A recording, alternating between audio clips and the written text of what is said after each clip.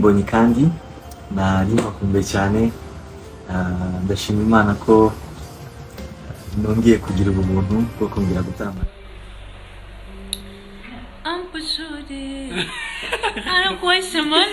Shana niba utaragura tike yawe gira vuba uzaze dutarama kabisa. Amazing, we're going to have an amazing time.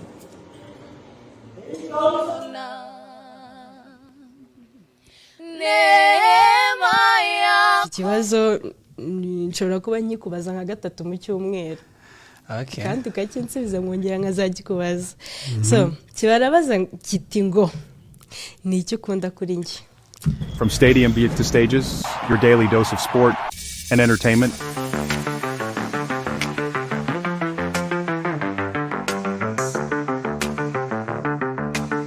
Hello legends, gentlemen, youth at all ages, namwese mukunda Storeroom TV.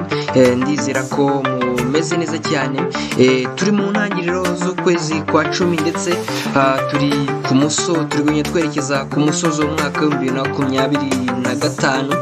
Turizera ko rero intego zanyu muzigeze kure, harabura amezi 2 n'iminsi mike cyane kugira ngo dusoze uyu mwaka. Hanyuma nk'ibisanzwe iki kiganiro Storeroom Breakout nitwa Shememe Pacifique. Iyi ni Storeroom TV. Uyu munsi tubazaniye amakuru agiye atandukanye. Muramenyere ko tugira amakuru mu ngeri zigera kuri 2, shopping na sport, ariko uyu munsi ntabwo biribuze ko bisanzwe. Uyu munsi ntibisanzwe, tubafitiye amakuru atandukanye. Turaza guhera ku muhanzi Mbonye, umuhanzi ukunzwe n'abatari bake mu Rwanda ndetse no muri Afurika muri rusange ndetse no ku rwego rw'isi, kubera ko yamaze gufata ibyiyumviro cyangwa se emotions z'abantu batandukanye muri iyi si yacu. Okay, umuhanzi Mbonye ngira ngo abakurikira imbuga nkoranyambaga ndetse n'abakurikira izacu mwarabibonye ko yateguje album nshya ya 5 azaba amurika ku munsi wo ku cyumweru, ni ku itariki ya 5 z'ukwezi kwa 10 nibwo azaba amurika iyi album. Turaza kuba tugaruka kuri iyi nkuru ku buryo burambuye. Abantu baribaza bati ese umuhanzi Mbonye nyuma yuko yujuje arena, ese hariya bizagenda gute? Ibyo ngibyo urabyumva, uraza kumva kandi icyo yagiye atangaza kuri iki gitaramo. Yavuze amagambo akomeye cyane, ndagushishikariza kuza kuguma natwe kugira ngo uze kuyumva. Ni byinshi rero, ni byinshi. Hanyuma kandi turi bubabwire ku nkuru ishimishije cyane y'abaramyikazi b'abanyarwandakazi. Ni itsinda ry'abaramyi Vestine na Dorcas bagiye kuba bakorera ibitaramo muri Canada nyuma y'imyaka 2 bigeze gutera bisubitswe. Ngira ngo abantu mukurikirana cyangwa se mukurikirana hafi abakobwa mwarabimenye ko bigeze gusubika ibitaramo. Uraza kumva impamvu byasubitswe ndetse uraza kumva n'impamvu bagiye kugira gushyira abakunzi babo muri Canada. Hanyuma ikindi turi buze kugarukaho ni famiye yishimye cyane kabisa. Ni famiye mpamya ko iri mu za mbere zibanye neza cyangwa se zishimye, ndetse n'abantu babizi ko ari famiye yishimye n'umuryango cyangwa se na baramyi Papi Clever na Dorcas nabo bari hanze kabisa, bamaze gufata rutemikirere berekeza muri Leta Zunze Ubumwe za Amerika nyuma y'uko mu mwaka wa 2024 mu kwezi kwa 9 bishimiwe cyane n'abanyamerika kabisa.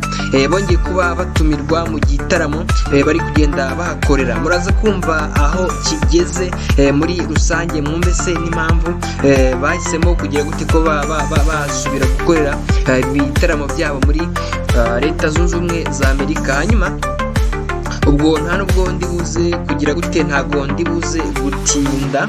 Kadute dutangira ku nkuru y'umugabo cyangwa se y'umuramyi witwa Mbonye wateguje abakunzi be album nshya ya 5. Hanyuma reka tubanze twumve icyo yabitangajeho, hanyuma ngewe ndibugaruke mu kanya gato cyane mpita nkomeza n'ubundi mbabwira byinshi kuri iyi album. Reka twumve Mbonye, ndagaruka mu kanya.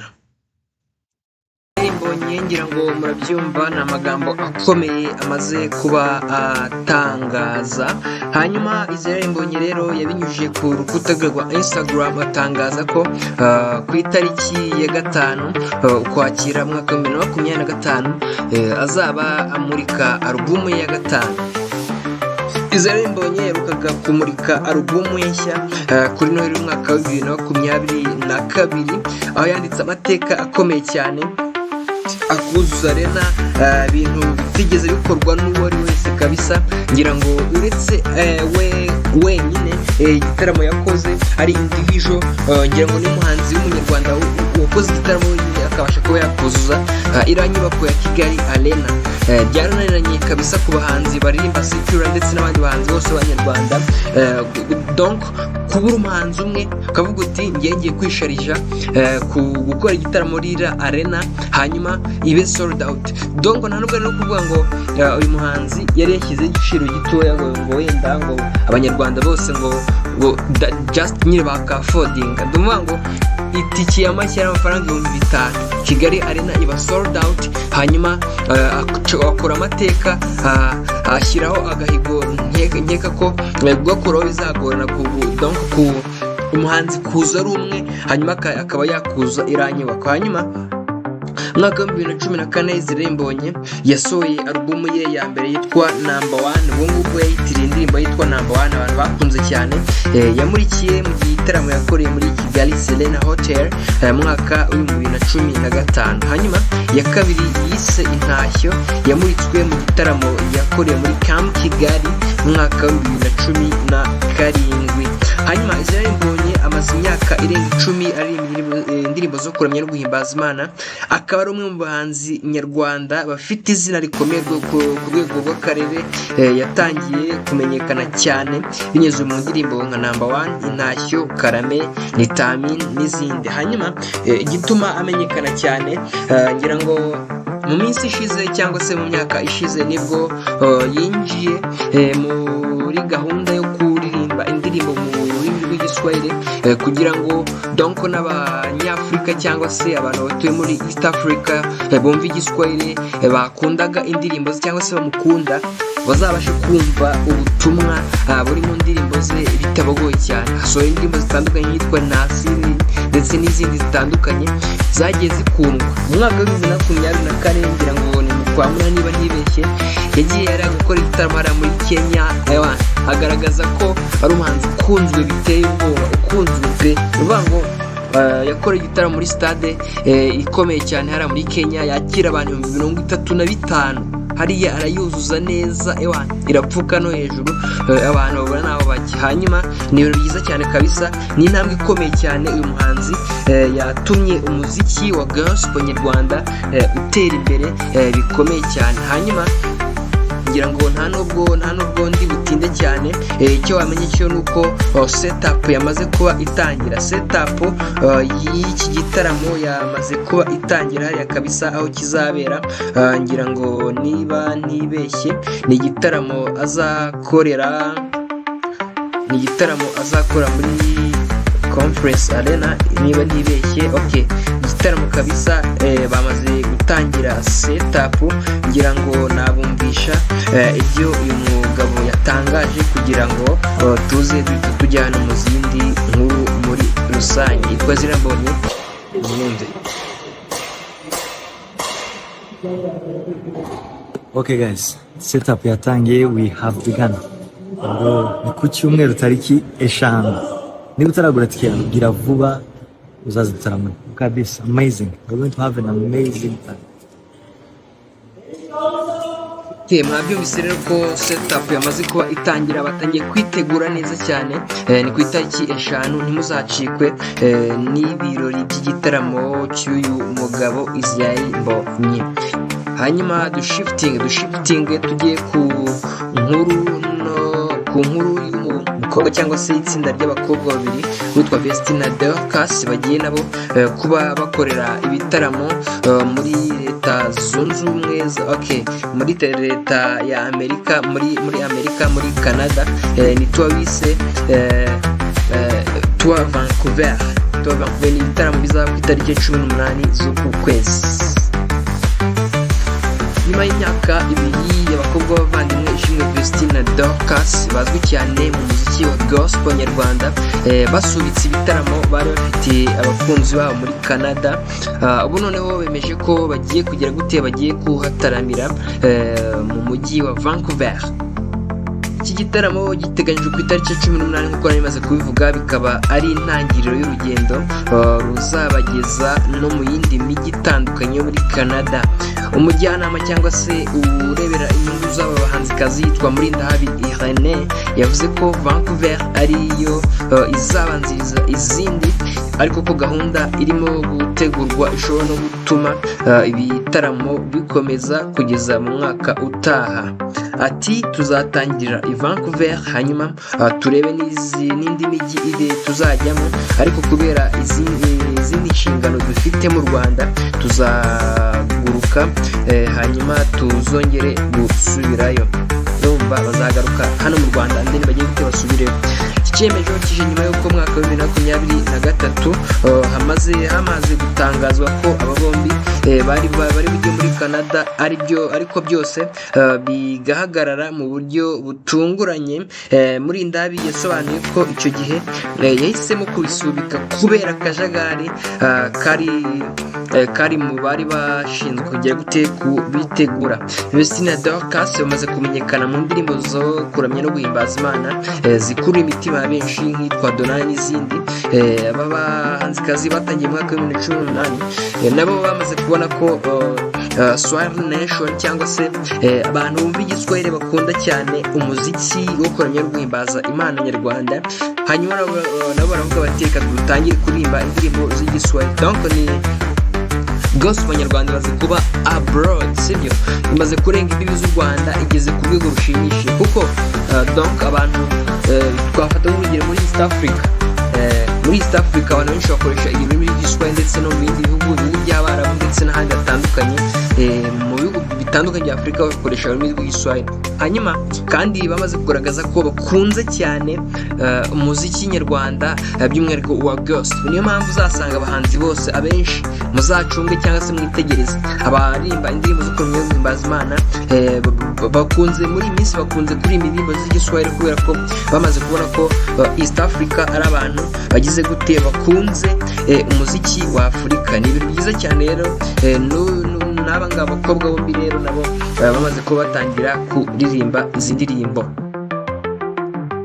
Hanyuma ngira ngo twashiftinga tugana ku musozo, ahubwo reka nsoza mbabwire kuri iyi nkuru umuryango kabisa mwiza Papi Clever na Dorcas nemaze nabivuyeho mu ntangiriro. Ni umuryango wishimye cyane kabisa, wishimye. Reka nyumvishe akantoba abantu cyangwa se abakunzi bacu kugira ngo mwumve urwego biriho. Ni umuryango wishimye cyane kabisa. Nyine sinzi kabisa, rero nk'aka kantu kwe, rero nk'aka kantu umbwire.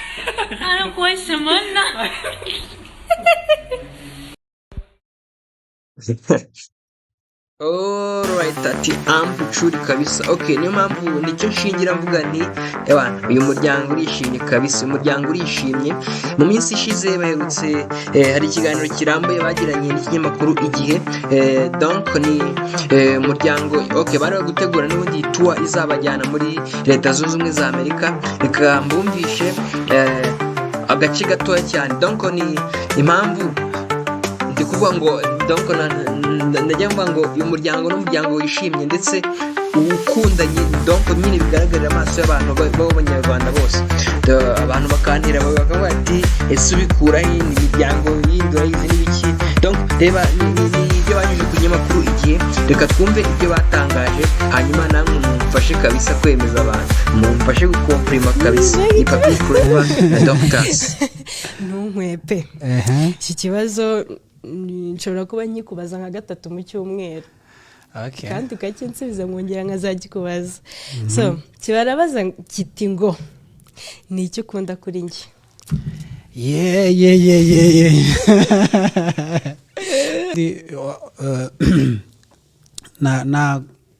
ntago natoranya mu kimwe ko ngukunda wese. Amena. Hallelujah. Ngukunda wese. everything about oya you.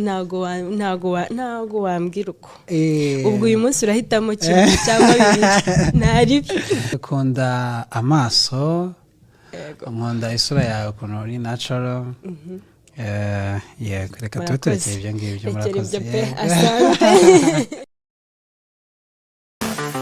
none se hari aho nabeshye koko na mwebwe ntimubyibonera abana nimubibona ko koko ari amazing family Papi Clever na Dorcas. hanyuma ni n'abahanzi rero bakunzwe cyane mu ndirimbo zo kuramya no guhimbaza Imana kubera umwihariko bishyiramo, by'umwihariko baririmba indirimbo zo mu bitabo, hanyuma bagaragaje ubuhanga budasanzwe ndetse babizanamo like innovation and creativity bihebuje ku buryo abantu benshi bagiye bazikunda. donc ubusanzwe uzumva no ku ma churches ya ndetse n'ahandi hatandukanye, ariko kubera ukuntu baziririmba mu buryo buri attractive ndetse mu buryo buri innovative, uhita wumva ko nyine ari impano idasanzwe, urumva ko ari impano idasanzwe. hanyuma Papi Clever na Dorcas bamaze iminsi bateguza abakunzi babo uruhererekane rw'ibitaramo bamaze no kugira gute, bamaze no gutangira ni tour yo muri Leta Zunze Ubumwe za Amerika. ibitaramo batumiwemo n'ikine na The Power of Hope byatangiye kabisa ku itariki ya 20 z'ukwezi kwa 9, bitangirira ahitwa Dallas Fort Worth giro itariki n'umundi ya 20. hanyuma muri Austin bahakoreye ku itariki ya 21, hanyuma bazasoreza ku ahitwa Arizona Phoenix ku itariki ya 5 z'ukwezi kwa 10 ku cyumweru. ubwo mu gihe igitaramo cya Israel kizaba kiri kuba, nabo bazaba bagira gute, bazaba bakora igitaramo hariya muri Arizona Phoenix. hari n'ibindi bitaramo binyuranye bagiye bakora nko ku itariki ya 27 Nzeri bakora ahitwa Central, hanyuma ku itariki ya 19 Ukwakira hari n'ikindi bazakorera ahitwa reka turebe, batumiwe na Angaza Africa, hanyuma hari ikindi bazakorera Indianapolis ku itariki ya 19. hanyuma reka turebe kabisa inkuru iri kuvugwaho. turebe mu kiganiro bagiranye n'ikinyamakuru cyitwa Inyarwanda, abantu barakizi, witwa Emmanuel Hakizimana yavuze ko batumiye Papi Clever na Dorcas kuko ari abahanzi bakunzwe cyane n'ingeri zose, abakuru n'abato, ndetse babakundira ko baririmba indirimbo zo mu gitabo cyane kandi usanga zifasha abantu benshi. yanavuze ko byaturutse ku busabe bw'abakunzi b'umuziki wa gospel muri Amerika, bagiye bagaragaza ko banyotewe no gutaramana nabo. ati twabatumiye kuko abantu bakomeje kubidusaba kubera ukuntu bakundaga babakunda. hanyuma ngira ngo Papi Clever na Dorcas barebaga gutaramira n'ubundi muri Amerika mwaka wa 2024, ari nabwo bari bahataramiye bwa mbere. ni igitaramo cyabereye muri leta ya Massachusetts mu mujyi wa Boston ku itariki ya muri Nzeri mwaka wa 2024, banasohora n'ibaterero muri Leta Zunze Ubumwe za Amerika. hanyuma ngira ngo bansoreje ahangaha, hanyuma tugakomeza kubana. iyi ni Storm Breakout nk'uko nari nababwiye, iyi ni Storm TV wikurikiyeho. nitwa Shema Pacifique, kora subscribe, ukore share, ukore na comment. niba ukunze iki kiganiro kanda kuri like, hanyuma uyitwereke. ndabakunda cyane rero, mu sharing na bagenzi banyu biyumvire aya makuru meza. Ciao. From stadium to stages, your daily dose of sport and entertainment